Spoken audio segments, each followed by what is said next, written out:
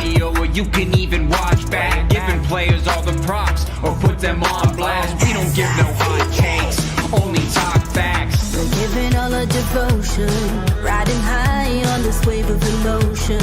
Going all out, yeah, cause this is our time. No, ain't no stopping us till we reach the finish line. All in, we came here to win. We're gonna give everything. S-I-C-K on the run. S-I-C-K, sick, sick. On fire, we're ready to fight. We'll bring the house down tonight. S-I-C-K on the run. S-I-C-K, sick, sick. Play it on the car ride, play it when you lounge. X and O, you know that we can hold it down. Shout out to my man Sammy, got it off the ground. And to all the listeners tuned in right now, got debates, analysis, and speculation. This is sports talk for the new generation. You know where to find us, got a reputation. Sick podcast, your #1 sports destination. Giving all our devotion, riding high on this wave of emotion. Going all out, yeah, cause this is our time. No, ain't no stopping us till we reach the finish line. All in, we came here to win. We're gonna give everything. S-I-C-K on the run. S-I-C-K, sick, sick. On fire, we're ready to fight. We'll bring the house down tonight. S-I-C-K on the run. S-I-C-K, sick, sick. S-I-C-K is the sickest podcast. Tune in for the audio, or you can even watch back. Giving players all the props, or put them on blast. We don't give no hot takes, only talk back. S-I-C-K, S-I-C-K, S-I-C-K, S-I-C-K, S-I-C-K, S-I-C-K, S-I-C-K. All in, we came here to win. We're gonna give everything. S-I-C-K on the run. S-I-C-K, sick, sick. S-I-C-K is the sickest podcast. Tune in for the audio, or you can even watch back. Giving players all the props, or put them on blast. We don't give no hot takes, only talk facts. We're giving all our devotion, riding high on this wave of emotion. Going all out, yeah, cause this is our time. No, ain't no stopping us till we reach the finish line. All in, we came here to win. We're gonna give everything. S-I-C-K on the run. S-I-C-K, sick, sick. On fire, we're ready to fight. We'll bring the house down tonight. S-I-C-K on the run. S-I-C-K, sick, sick. Play it on the car ride, play it when you lounge.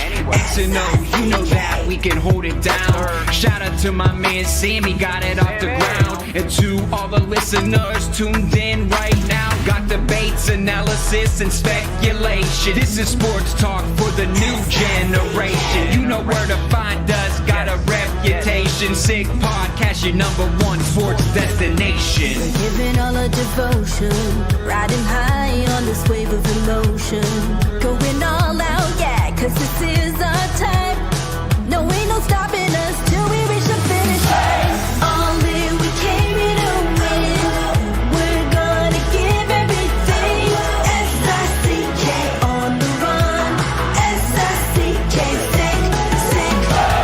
On fire, we're ready to fight. We'll bring the house down tonight. S-I-C-K on the run. S-I-C-K, sick, sick. S-I-C-K is the sickest podcast. Tune in for the audio, or you can even watch back. Giving players all the props, or put them on blast. We don't give no hot takes, only talk back. S-I-C-K, S-I-C-K, S-I-C-K, S-I-C-K, S-I-C-K, S-I-C-K. Turn up your volume. Because you're about to listen to The Sick Podcast. The Eye Test with Pierre McGuire and Jimmy Murphy. The Stanley Cup winning Colorado Avalanche. And after 22 years, The sickest NHL podcast. It's gonna be sick. And welcome to another edition of the Eye Test here on the Sick Podcast Network. He is Pierre McGuire. I am Jimmy Murphy. Pierre, not much to talk about in the hockey world this week. I mean, nothing. It's just a dead week. Dead week. Yeah, I agree. More trades, Pierre. You can explain dead a lot of different ways. That's a good point. Well played, my friend. So anyhow, after we got off the air yesterday, Pierre, it came wild and furious with the trades.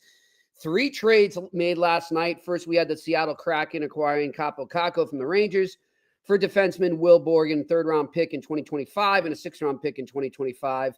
Then the Pittsburgh Penguins reacquired defenseman Pierre-Olivier Joseph from the St. Louis Blues for future considerations. It's kind of tough to see him have to split up with his brother there. And then the Montreal Canadiens, a deal that both you and I like, and we will get into in a bit here, acquire, defenseman Alexandre Carrier from the Nashville Predators for defenseman Justin Barron.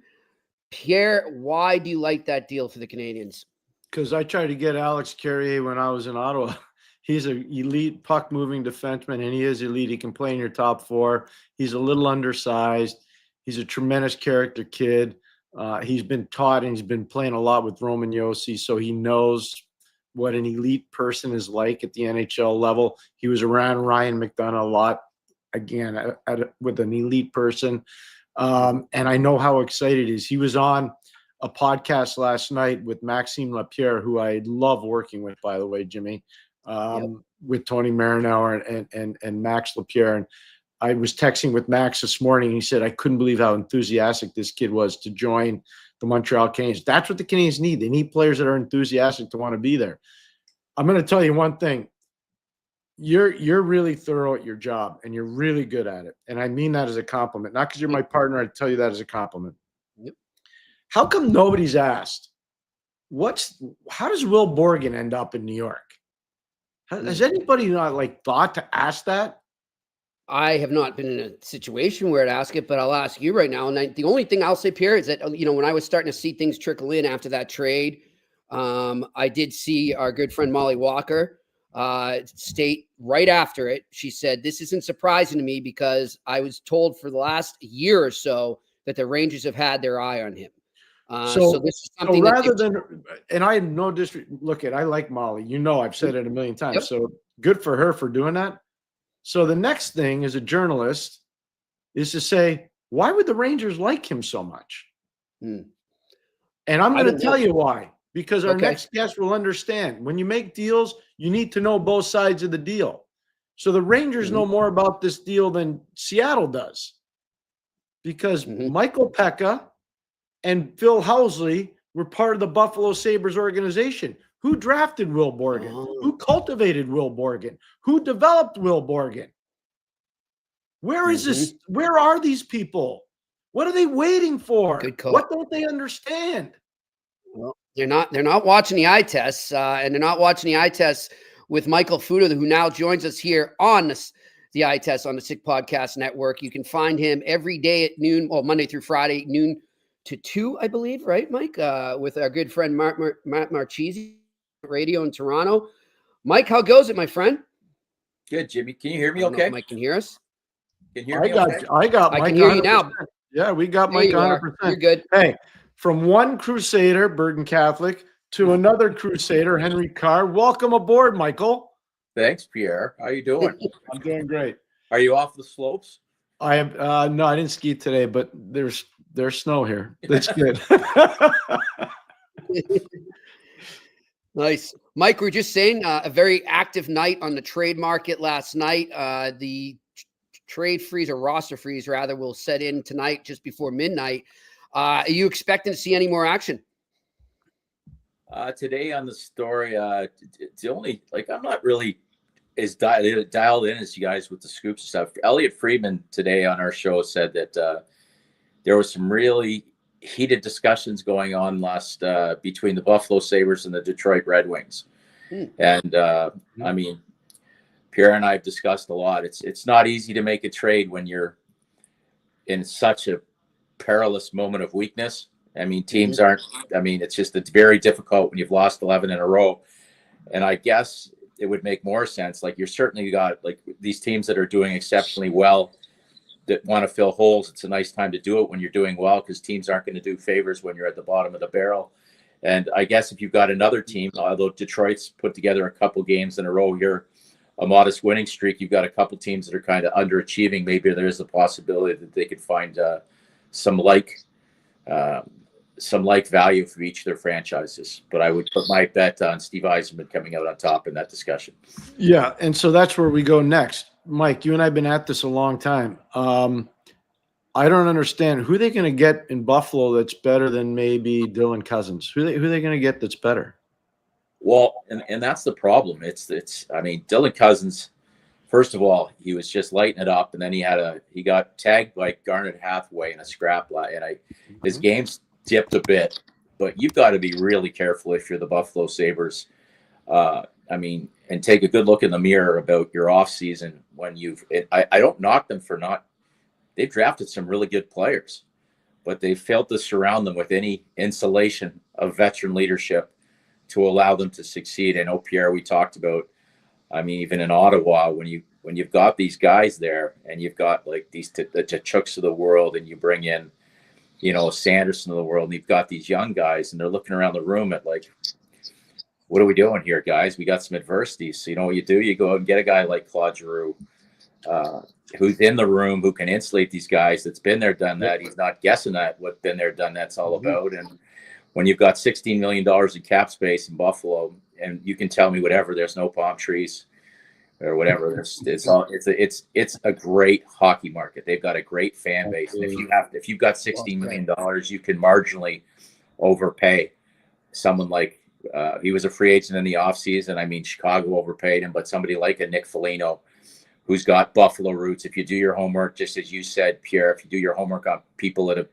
can give you insider information on a player that's been there, that they've had, and what they're going to add to your team, it helps. If you're guessing or asking your players who their friends are and who they'd like to room with on the road, you don't have as much success. So a guy like a Foligno with history of roots, I think at that time you overpay a guy like that. It's easier for a Dahlin to look around the room and see a guy that's a warrior that's been there, done that. And good for Zucker for trying to do it. And I mean, even Alec Tuck coming back to Buffalo, who's not really a been there, done that guy, but he's a veteran guy. Yeah. They're trying, but it's just these kids are on an island, and right now the captain of that team is Lindy Ruff, and there's seems to be a big disconnect. So, I mean, Pierre, we talked about it at length, and I mean, I know I don't want to run on, but I mean, if you're a coach, Lindy Ruff, who says on Sunday or Saturday after the team blows a lead at Toronto, plays a really strong start and blows a lead, and you say, hey, this is on me. I've got to talk to these guys. I've got to find a way to get out as a coach. And 2 days later, your owner's wheeling in a limo, getting hugged in the street by your GM and said, hey, you come in and turn this ship around. Yeah. We agree. Jimmy, we don't have to. Mike just nailed it. You don't have to have, I mean, how shocked were you with the result from that? And that's not an argument. No, I wasn't shocked. You know what? You really expect them to get shot out of a cannon after that speech? I told Jimmy that would happen. I told him that. I said, these guys are going to be frozen. It's paralysis through overanalysis. That's what it was. Yeah. Yeah, guys, you talk about bringing guys in the room to maybe steer the ship a little better, some leaders in Buffalo. But I look at the New York Rangers, right? And it seems like a lot of the issues are from above in management and, players not being happy with Drury. And by the way, speaking of that, Vincent Trocheck confirmed to reporters today that there was no meeting just trying to decide whether Drury should lose his job, as was reported by some around the league in the last few days. So that did not happen. But back to my point in question here, when you are in a situation like that, where it's not necessarily a leadership void in the dressing room and it's above, how do you change that? I mean, how's a trade going to change that? How's a call up or a signing going to change that?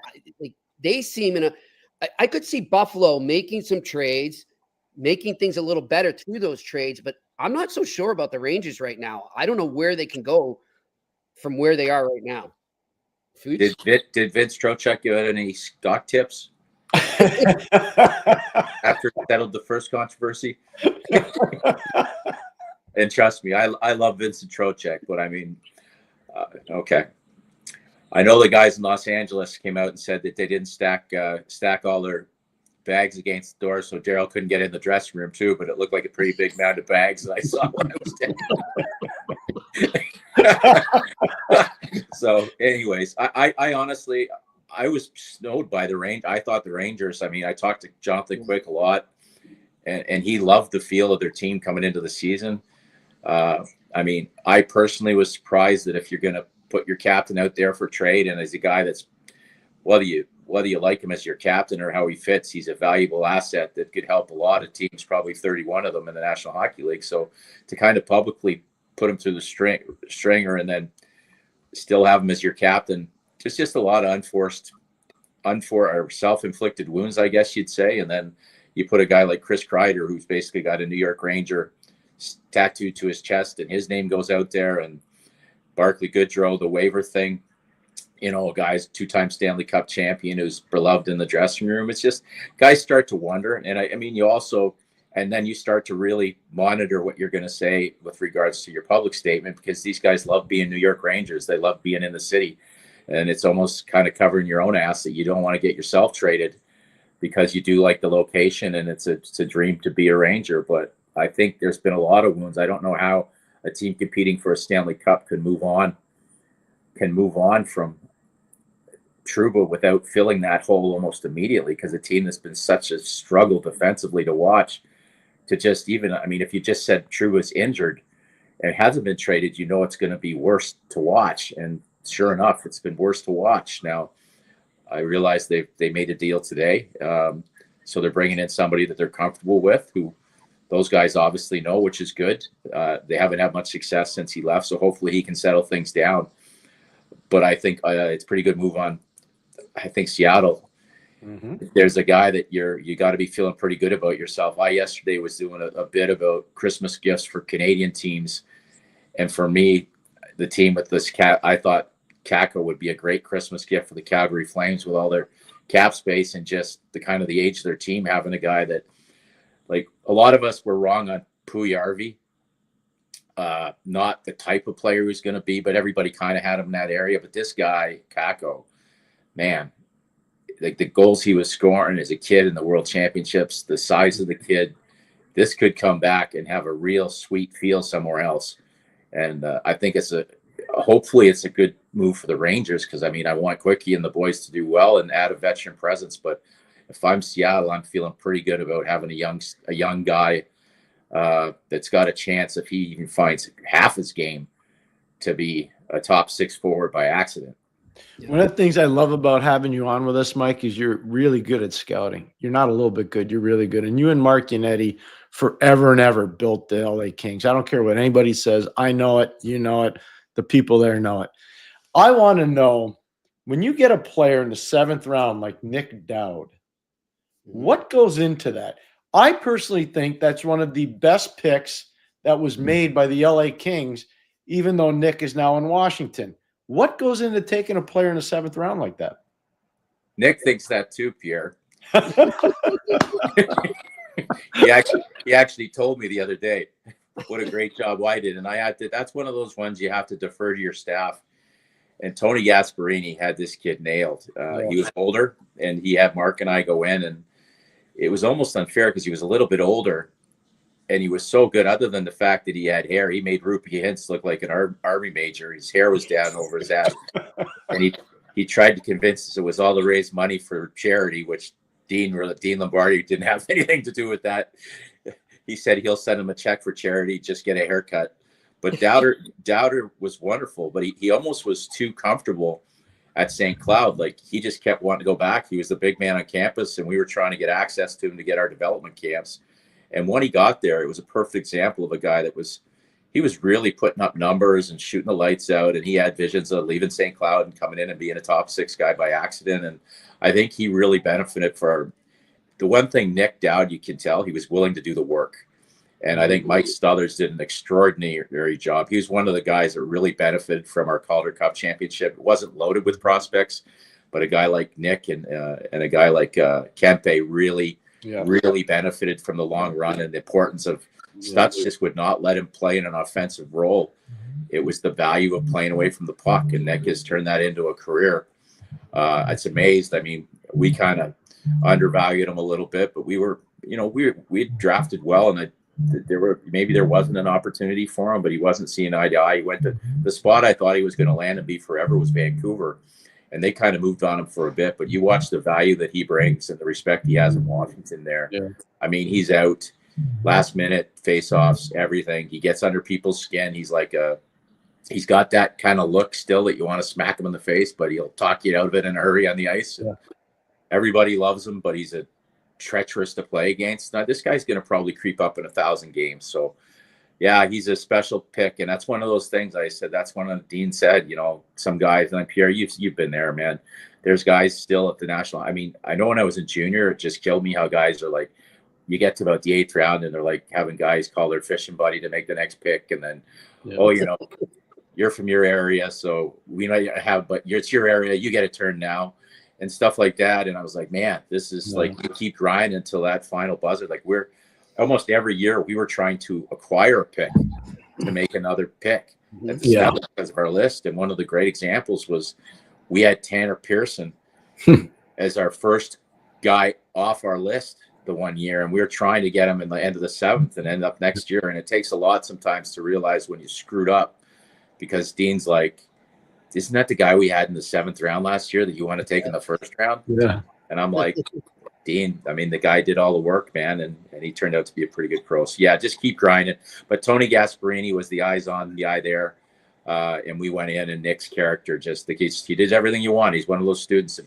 We had a really masterful development team, and if you were willing to put in the hours and listen, there's just an endless group of guys like Curtis McDermott.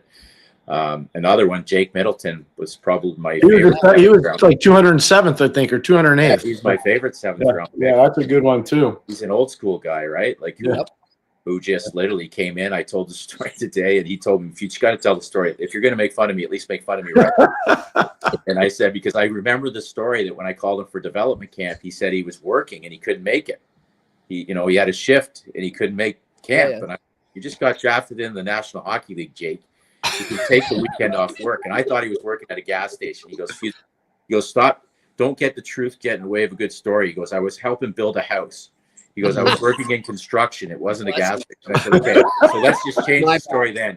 You wouldn't take off a week of construction to come to NHL camp. And now you're assistant. And they talk about evaluating because our guys loved him. And then he ends up in San Jose, and he's the captain. So they acknowledged his leadership. That's the other thing. I don't understand what they were thinking because they acknowledged him. He was captain of the farm team in the American Hockey League. So they saw Nifty Middleton, the kid, but they just couldn't. I remember laughing. I was with Carolina. I'm in the crowd, and he's eating popcorn in front of me, and I'm like, Nifty, why aren't you in the lineup? And he goes, I don't know, Futs. It goes, I don't know. I don't get it. And who's the head guy? You know him, Pierre. Who's the head guy from San Jose? Boston. Well, Fitzy was there. I don't know who's there now. The head guy that was their Boston. Mike Yandel? Oh, Timmy Burke. Timmy Burke's sitting beside me. He's like looking around, looking at me like, am I allowed to swear? I won't swear. He's just turning around like just barking at me. Leave it alone. Leave it alone. I'm like, sorry. And then the next year he's playing for the Minnesota Wild. He's the assistant captain, and they missed him with his broken finger. But what a wonderful kid. Yeah. You know what? I can say this. Probably the best depth player that I was ever around to draft was at the 90 draft was Ian Moran. I think we took Ian in the 7th or 8th round. He played 11 years in the NHL. 11 years. And he was he wasn't like he was a throw-in. He was a really good player. And everybody was afraid of him. I remember one of the scouts coming up to me and says, your pony's a little short. You know how it is, Mike. They taunt you. They go, Pierre, your pony's a little short. I said, we'll see. We'll see. And he ends up playing 11 years. Pierre, believe in your pony. That's right. You got Dean Lombardi, who basically, once he trusted Mark and I, he just handed over the reins and just said, boys, don't screw it up. Used a different word. But he started telling me, because here we're kicking out these guys in the 7th round. Like Matty Roy was a 7th round pick. Yes, he was. Yeah. Right. Jordan Nolan's a 7th round pick. Dominic Kubelik, who we screwed up on. I said, get rid of him. He goes and scores 40 in Chicago. I was the happiest guy in the world when I went back to Europe. But Mike, we've all been there too. Oh, I know. But then you get a guy like Dean saying, "Hey, why don't you guys try as hard in the first round as you do in the second?" Oh, that's good. That's good stuff. Mike, we did our pre-record for our on-campus Friday today. We had Providence College head coach Nate Lehman on. He was great as always, but we were talking to him just about, in the last 15 years, how many more U.S. kids are making it to the NHL, how many more kids are getting drafted, and just the emergence of U.S. hockey.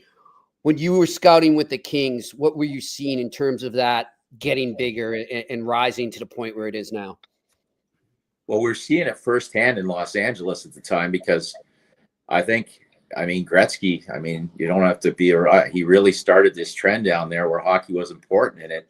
All of a sudden you've got the junior Kings and you got the junior Ducks and, the junior Sharks. And you see the guys who are the coaches are all guys like Rob Blake's coaching his kid and Scotty Niedermayer's coaching his kid. And you're like, man, these kids, not only are they learning how to play, but they're learning it from the best, right? They're not learning from some guy that came out of the circus or Cirque du Soleil that's teaching them how to skate. They got hockey guys, Canadian born, who's coaching their minor team. So and that started and it just caught fire. And now you see it, Shane Doan, Arizona, and it just started to fill. And and obviously when the building of the U.S. program and the U.S. Hockey Center out of Michigan and stuff helped things. But you start taking those kind of assets, the money they have, the facilities have, plus the population they have, and they start to fall in love with the sport. Just like everything else in the States, I hate to say it, they catch up to you. If they like it, they're going to get really good at it. And even now we talk about, the goaltending, the competitive nature. It used to be, the thing is, we'll always outgoal them or we'll always outcompete them because we got all the power forwards and the grit. Well, now they've got that too. So it's great. It's great for the sport. It makes these tournaments that come up. They used to be, to be a shock if anybody got in our kitchen in Canada. Now it's, we take a lot more pressure to win because there's so much people that have caught up with us. It might be just a little bit better to be, and they might, it's pretty hard to not offer they're more skilled. So I'm betting on the intangibles, but I'm betting with other people's money. Hey, Mike, one of the things that I love about you, you've won. Like, how to win.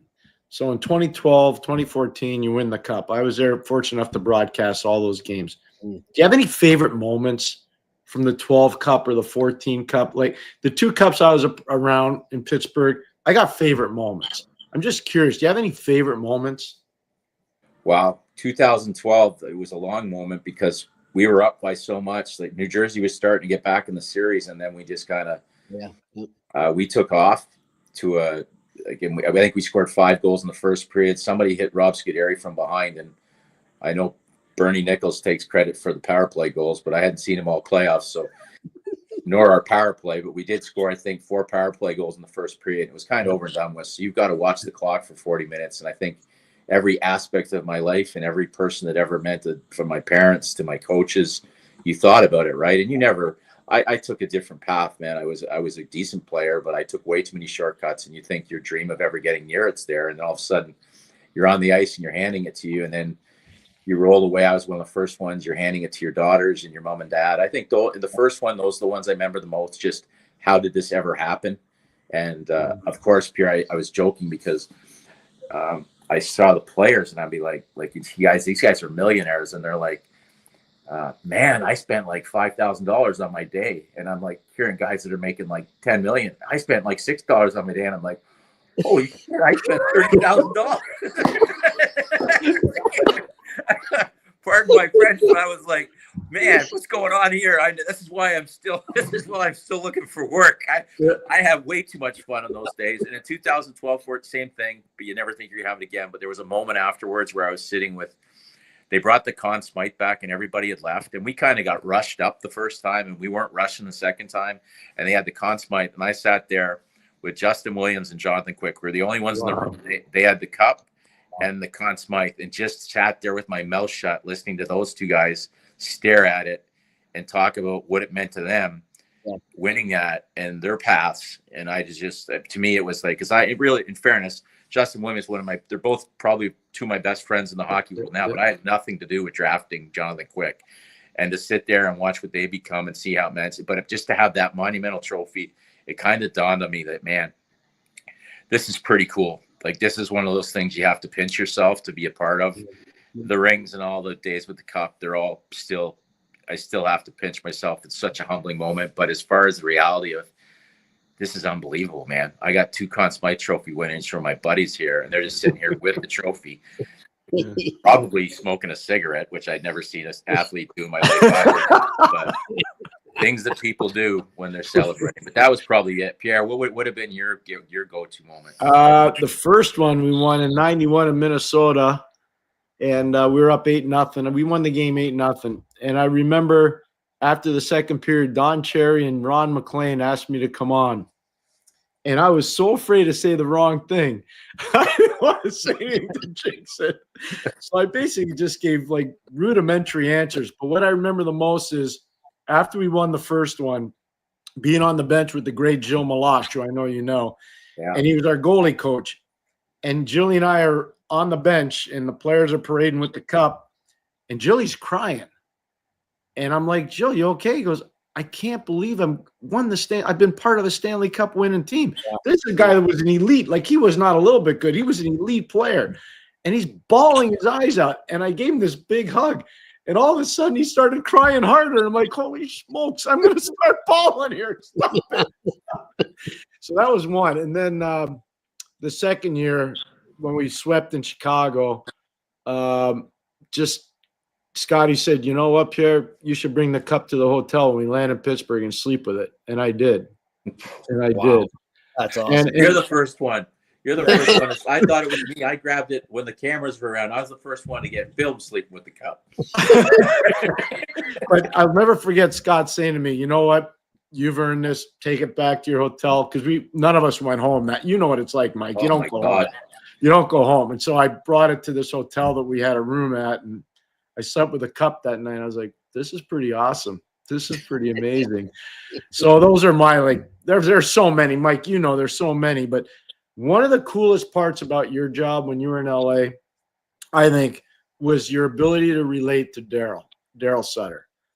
Oh, yeah. I coached a lot against Daryl, obviously, you know that. And I'm a huge Sutter guy. But could you take people that don't really know Daryl, like you and I do, and take them inside and like explain Daryl Sutter? They won't believe you. No, they won't. I agree with you. They won't. They'll think you're whatever, that you're under a toxic, under some hex that you're just not allowed to say anything. He's one of the best human beings you're ever going to meet. I agree. But I'll tell you, you won't. And I've never understood. I never understood it. I learned it too. He's terrifying on game day. He goes into it's like you talk about being in LA and Hollywood and all these great actors. Well, it wasn't an act, but he should win the Academy every year because on game day he played this character called Daryl Sutter, the coach, that should have won an Academy Award because it was the most real person I ever saw, and it was like he wanted no distractions for his team. It was all business, and one of the best bench coaches I've ever seen in my life. Agree. The guys loved him. The guys absolutely loved him, and he cared. The thing is, he cares so much that there's a lot of guys that have scarred relationships with him because they couldn't understand the difference between game day Daryl and the guy that, you know, who's got a Down syndrome son, who's a wonderful dad that's cares incredibly about like the stuff I've seen this guy do for people. And there's not a person he stops to not spend his time and talk and tell stories with. He's just a wonderful guy, but he would never, like, I remember telling him, like, I mean, I guess old school is one thing, but to be able to come in and adjust the way we did to our players. And I mean, Matty Green said it best. He's one of the best leaders I've ever been around, said in the first year, and you think about how the captains we had in our room too, that we were still vanquishing and struggling and, you know, paddling for water. And he came in and he said he was our captain. He settled the ship and he taught us how to lead and how to believe. And he goes, and then in 2013, we went to the conference final. He was kind of like starting to pass the torch off. And in 2014, we got it. Right. And they all now, it's like the reunions, right? Like at the time when Daryl was fired and let go and Dean was let go, it's kind of like everybody. It's like, there's always that. It kind of sucks. Like I was the only one left in the entire organization, like at the management point, like Mark Iaconetti obviously still there, deservedly so, but it was like so hard to watch them go. And there were guys that was like, you know, it's time. And then, then they get somebody new, and like probably within 4 or 5 months, they're like, God, man, I miss Dean and Daryl. And I know for a fact these guys, every time they're in a slump, like still guys that are playing, they pick up the phone and they call Daryl Sutter. And he's like a father figure. He puts his hand on you, he squeezes your forearm, and it's like there's something, you just feel better about yourself. Like I was with him, he had flown in, and I had set up to have him and Chris and Wanda on the field for a Blue Jay game. When I had been auditioning for the show with Sportsnet, and he was with me, and he's the only person that I told that I was even auditioning, because they had said, if it gets out, you're not going to be considered. I've seen the way that works in hockey, so I thought same thing. It's in media and stuff. And then Daryl just grabbed. I got a phone call while I was sitting with Daryl and Chris and Wanda getting ready for the J game, and I said I got to take this, and I went out, and they told me I had the job, and I came back, and he just did that. Daryl Sutter, he grabbed my forearm and squeezed it, and he goes, when Daryl's. He needs, like, he's a very quiet talker. That's the other thing. You just go, you got it, didn't you? Squeeze my arm. It felt like I swear to God, I felt like I go through a wall for him at any time. The right guy at the right time. I talked to him. So basically, the only people that knew were Daryl, and my parents until it was announced about a month later. But he's that kind of special guy. We keep in touch. It's amazing. It's the other thing that kind of pisses me off is I've used him. Everybody loves him and respects him. I've used him as a reference for every job that I've ever been for, and not one person's ever called him. And I don't know, it's certainly, I know how respected it is, but I think some people are terrified of him still. Yeah. Jimmy, I just want to build off Mike's point here, because Michael remember this in 2014. So Daryl does this thing before the game. Like he just walks out of the dressing room and walked up and down the hallway, and he gets like, he's ready to go, man. Yeah. So he sees me and he says, "Hey, where's your studio?" I said, "Right here." He comes in and he's getting me ready for the game. Oh no. Don't worry. It's go time. Ready. Don't you worry. It's go time. When he's on, he's on. Oh, when man. Talk, it's like you kind of like, you have to have that, which Daryl am I going to see? And you just adjust accordingly. Accordingly. I told the story, Pierre, when we were doing those outdoor games, and you're contractually obligated to have the coach mic'd up. And you've seen some of the coaches' reactions. So the first time Daryl was mic'd up, he let him have it. And Luke asked me to break down the video with him to see what was plausible. And by the end, I think by the time we had broken it down, we had, "Hey guys," and then everything after that wasn't fit for television. So when he found out how disappointed we were, that we couldn't really, and we were contractual when the actual game day, Daryl he cut all the camera cords and knocked all the cameras out, so we couldn't film anything, and we were still contractually obligated to get him up for the game. So we had to. It was like I swear to God, it was like a co-op drug bust. We had our trainer, and we had to mic our trainer up and have him. So he got on the bench, and he had to shuffle down next to Daryl on the bench so we could get some comments, because we didn't have microphones anywhere. So we're watching, and Daryl keeps looking at Dana Bryson on the bench like, "Get away from me!" Like, next to him so we could get a quote for the friggin' outdoor game. Hey, Mike, could you imagine in the '92 final, it was Sutter and Keenan on one bench, and on the other bench it was Kehoe, Bowman, and me. Like, do you think there was any intensity involved? Oh my God! What were you guys doing with just three guys on the bench? Didn't you see how the game was supposed to turn out? Look at the student to player ratio. It's unbelievable now. Players. Chico Kehoe. There's 7 coaches for each player. It's unbelievable. It's unbelievable. But I'll tell you one thing: Rick Kehoe was as good a coach as anybody I've ever worked with, because he knew how to make guys learn offense. He was so good at it. Wow, he was so good at it. What a great name! Chico he's an amazing friend. He was a great teammate, and we had some fun together too. We had some fun. If it's not, you know what? I realized how much fun it was going to be, because we were having so much fun when we were terrible, and I was like, can you imagine what it's going to be like when we start winning? Yeah. It makes that climb worthwhile, right? And as Dean said, it's harder to stay on the top once you get there than the climb. So let's enjoy this. You were a massive part of them winning, dude. You never got enough credit. And I know how hard you work because I used to see you all over the place. You were a huge part of it, Mike. Huge part of it. Appreciate it, Pierre. That means a lot, my friend. It's great having you on, Future. We appreciate you taking the time. And I guess Daryl would not want to be part of these Amazon Prime things they're doing now, eh? Oh yeah. I had Daryl on the show and he was awesome, but I've never been so terrified writing down questions. Did you tell my cheesy there was zero tough questions. It was like, how's the weather? How's the farm? He's a very passionate man. We had a lot of fun. We had a lot of laughs. Yeah, Brent keeps asking me to go out calving with him, and I'd love to do it. It's just during hockey season, so I can't go. But the thing that would intimidate me would not be Brent. It wouldn't be Brian. If you made a mistake and Daryl was there, he might kick your ass, man. He might just kick comes your with the ass. territory. Rip on Yellowstone has nothing on Daryl. Nothing on Daryl. Good stuff. You have a good one, my man. Right? Keep Thanks, up the guys. great work. Enjoy your holidays there, Pierre. Thanks, I'll call you. Absolutely. Holidays. Get working. Take care, my friend. Bye-bye. Mike Futa joined us here on the eye test. And dude, Pierre, you never got enough credit. Never got enough credit. I'm just telling you, Jimmy. Those are the guys that I love because they're the guys doing like he and Yannetti. Those guys, all the scouts there. I'm so glad he gave credit to Gasparini, who did the job on drafting Nick Dowd. Those guys, they're the most important part of an organization, and they never get any love. Never. I think I talk to Mike a lot.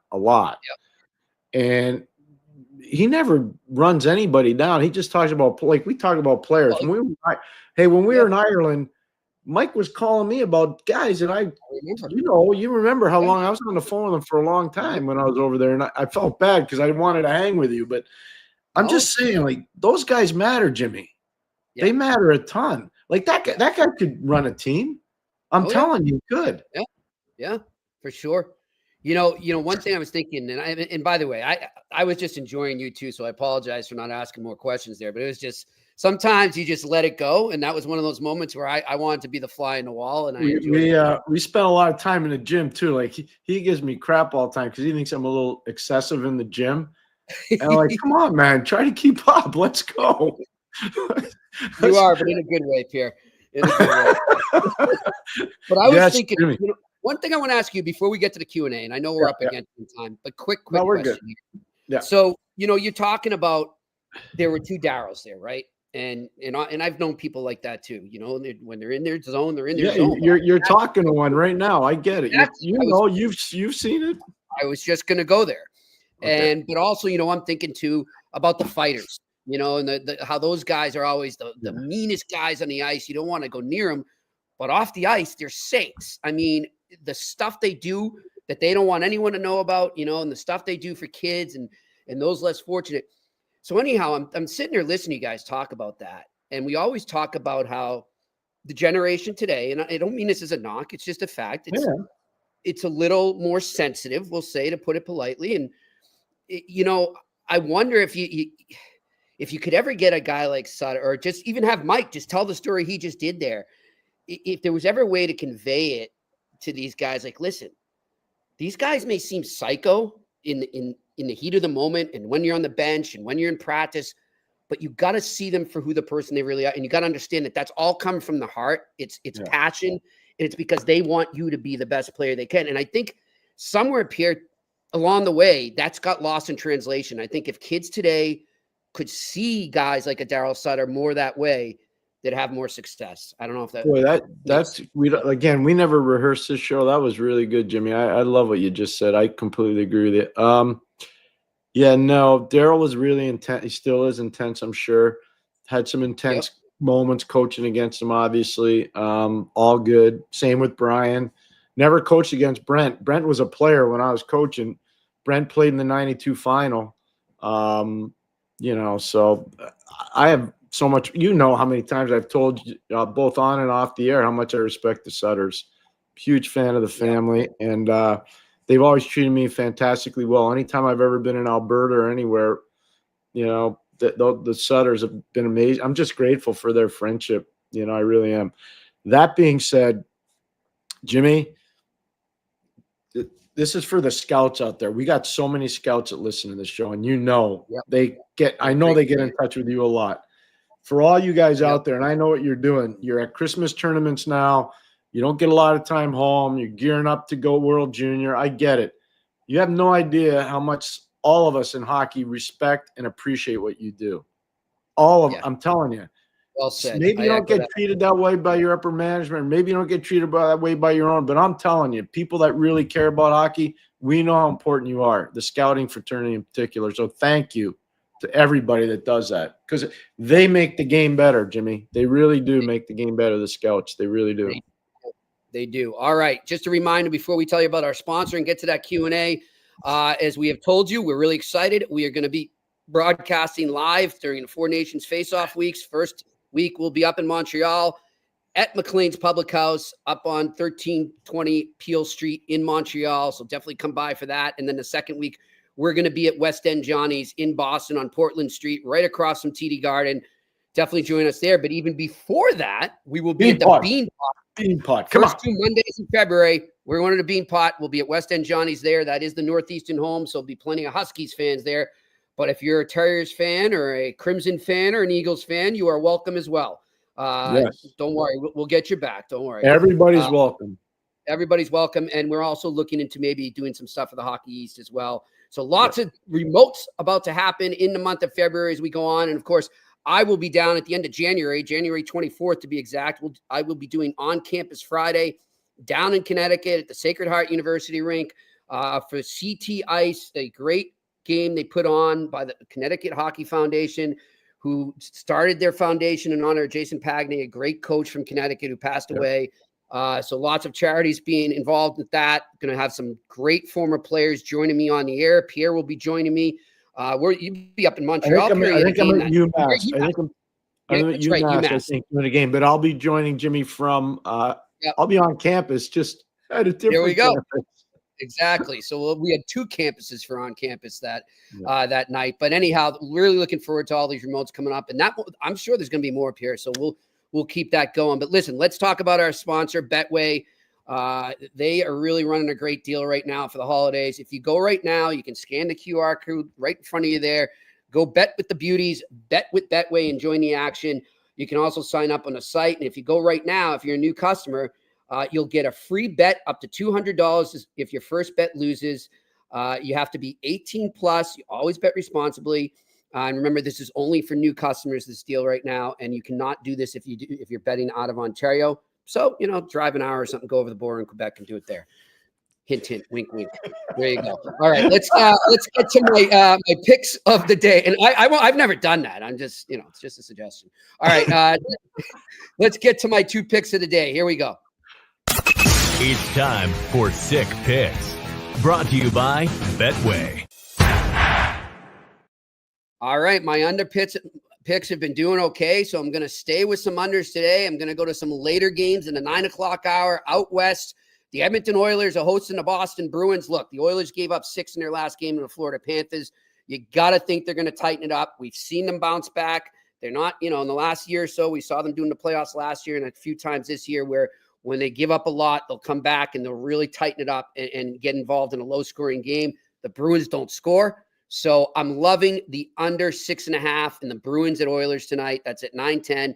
And then another game, staying in the province of Alberta, the Calgary Flames are hosting the Ottawa Senators. Give me the under 6 in that game as well. All right, let's get to the Q&A. Alex Ivanowski. Moritz Seider seems to be coming of age as the number 1 D-man for the Red Wings. Great point, Alex. I love him. He's got all and can play in all situations. Between him, Edvinsson, and Sandin Pelka, I think they are set on D. Do you agree? Pierre, I would agree they're looking very well on D. They could maybe use a veteran to mix them in for some leadership, but I think they're looking pretty good. 100% agree. And Sandin Pelka is a really good player. Brilliant, really good puck mover, really solid in mechanics defensively.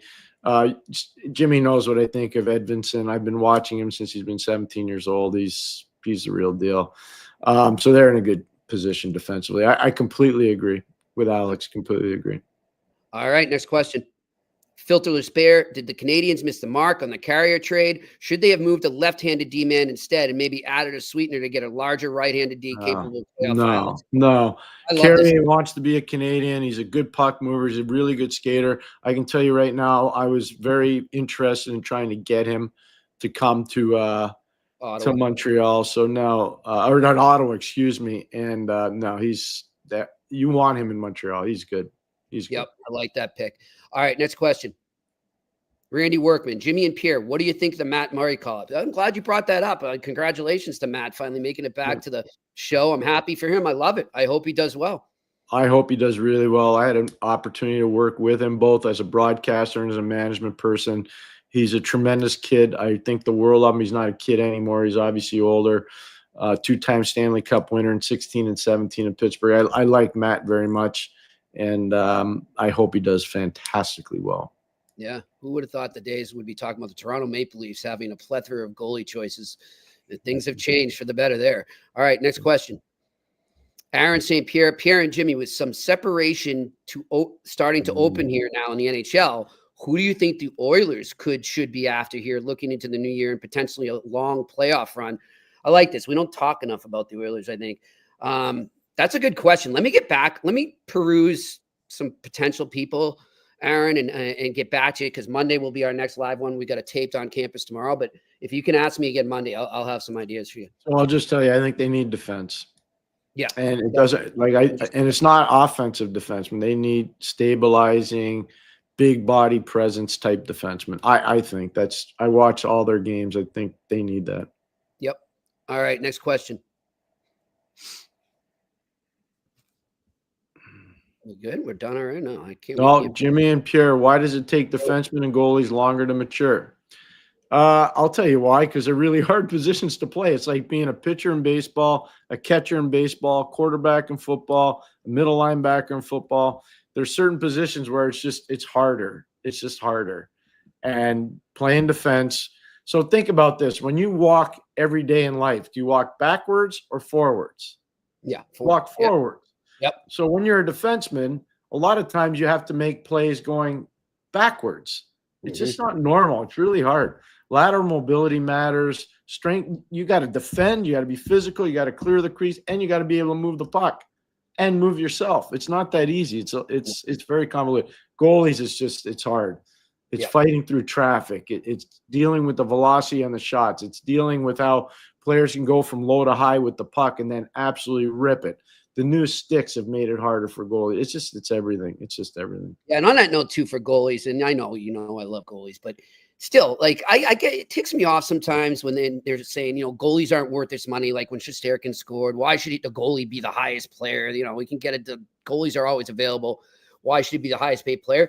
Everything Pierre just said there, and on top of that, he's on the ice for 60 minutes a game, maybe 65 if it goes to overtime, maybe even longer if we're in the playoffs. So. I don't like how goalies get undervalued sometimes. All right, next question. Totally agree. Alex Semanowski, what do you see Michael Rasmussen and Joe Veleno roles with the Wings moving forward? 2 former first rounders. Is there more to give than bottom 6 for either of them? That's interesting. I don't think so, Alex. I think what you see is what you get with Veleno and Rasmussen. Yep. I've watched both for a long time. Yep. They're NHL players. But they're probably deeper in the lineup players. That's just where it fits. Next question. Ron LaRoque. Hey, Ron. The Montreal trade, does this open up the possible movement of Savard? Ron, I was literally thinking that 2 questions ago when Aaron asked about Edmonton. I was like, I don't know about that, and I'll tell you why. Because Carrier is a totally different player than Savard. He's a puck transporter. He's a puck mover. He's undersized.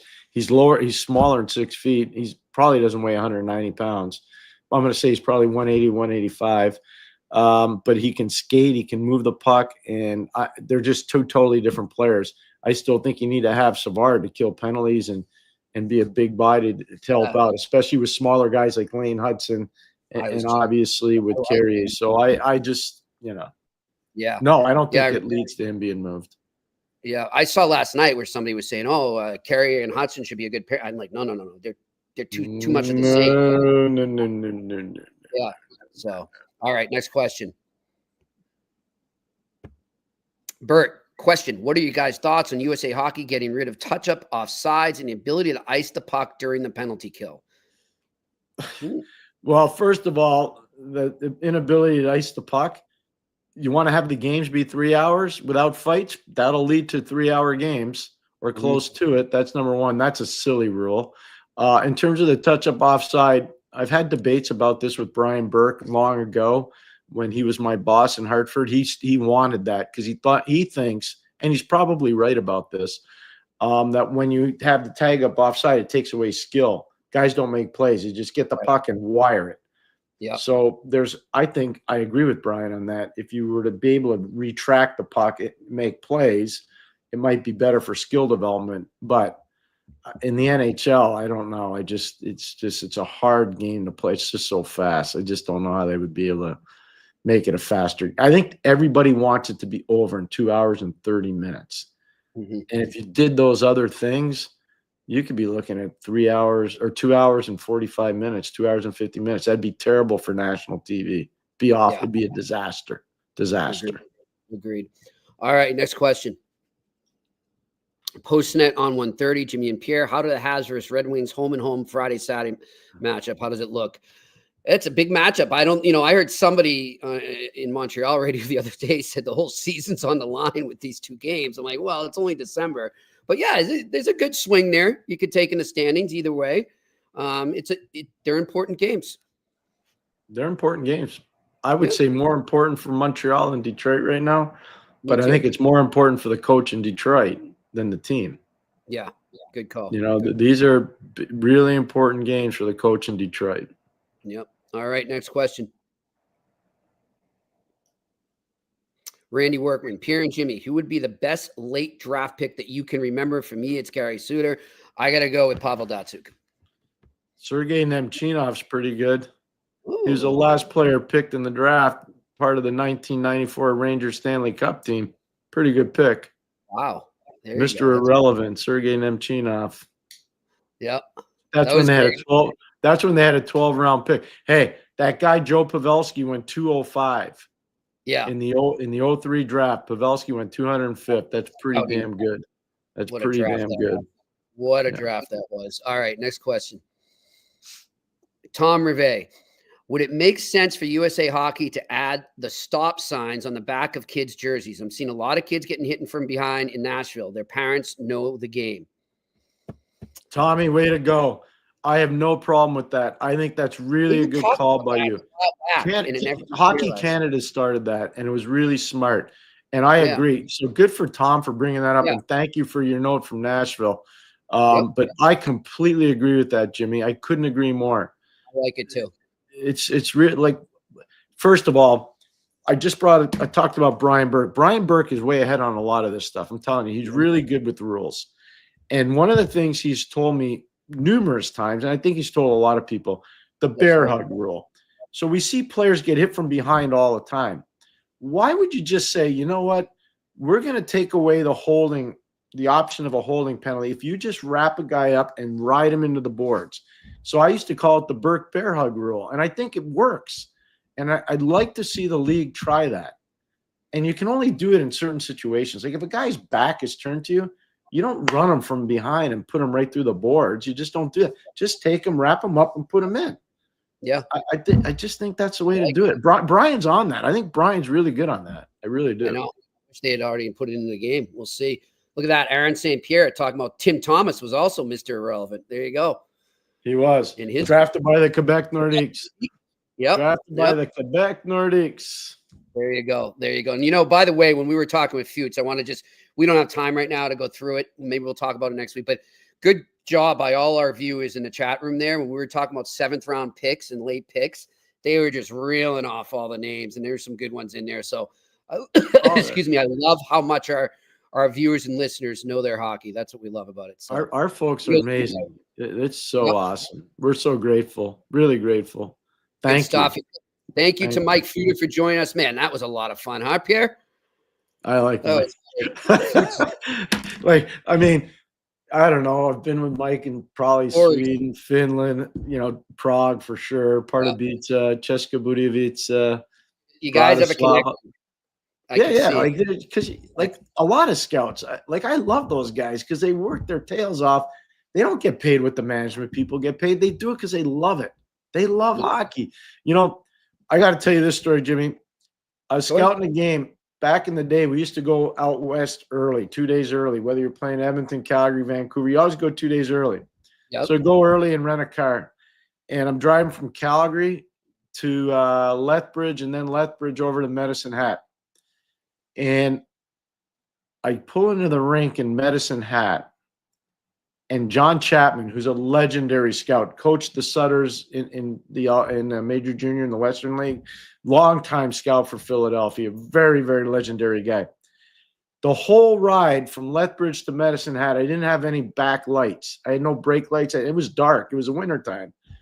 And he pulls up next to me in the ring. He says, "Hey, Pete, I was behind you the whole ride. I wanted you to know you don't have any tail lights. Where are you going back to tonight?" I said, "I'm actually going back to Lethbridge tonight. I'm staying there. I'm going to go watch one of our players practice, and then I'm going to go meet the team in Calgary."